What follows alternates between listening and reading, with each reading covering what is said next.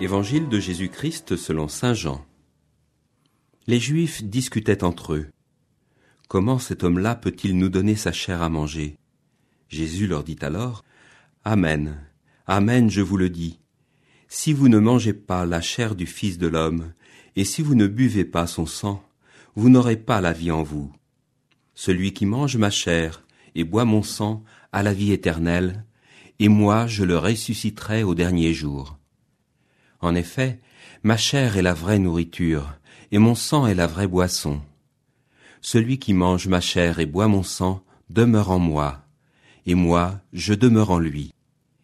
De même que le Père, qui est vivant, m'a envoyé et que moi je vis par le Père, de même aussi celui qui me mangera vivra par moi. Tel est le pain qui descend du ciel. Il n'est pas comme celui que vos pères ont mangé. Eux, ils sont morts.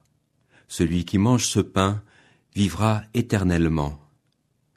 Voilà ce que Jésus a dit dans son enseignement à la synagogue de Capharnaüm.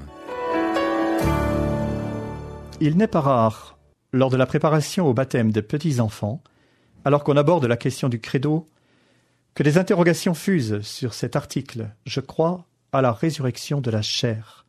C'est assez difficile à expliquer. La résurrection de la chair est la résurrection de la personne.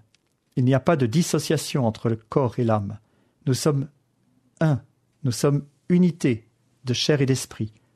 Le mot chair désigne à la fois cette réalité incarnée et la dimension spirituelle de notre existence.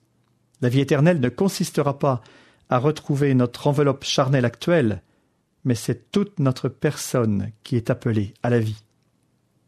C'est dans une certaine mesure là-dessus qu'achoppent les interlocuteurs de Jésus. Les Juifs posent la question « Comment cet homme-là peut-il nous donner sa chair à manger ?»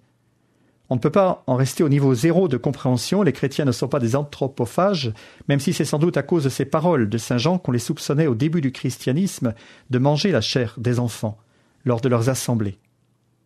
Saint Jean ne dit pas cela, évidemment. Nous sommes dans le registre du symbole.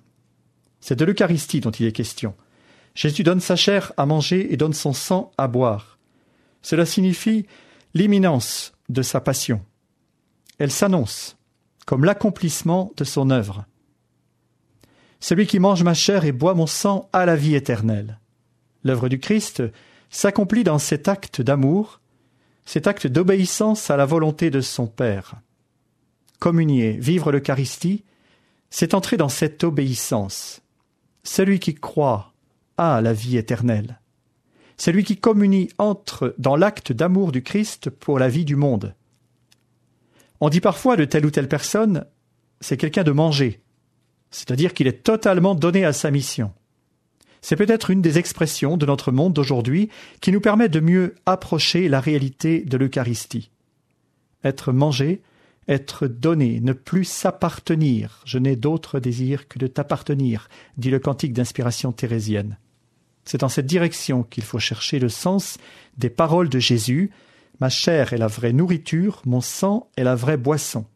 Mais dans tous les cas, ces paroles que saint Jean met dans la bouche de Jésus comportent une exigence redoutable, une question redoutable sur le sens de notre existence. Vivre pour soi ou pour les autres. Tout en Dieu est sorti, don de lui-même. Là est la vie. Il se donne à manger. Pouvons-nous être nous-mêmes nourriture et boisson pour le monde?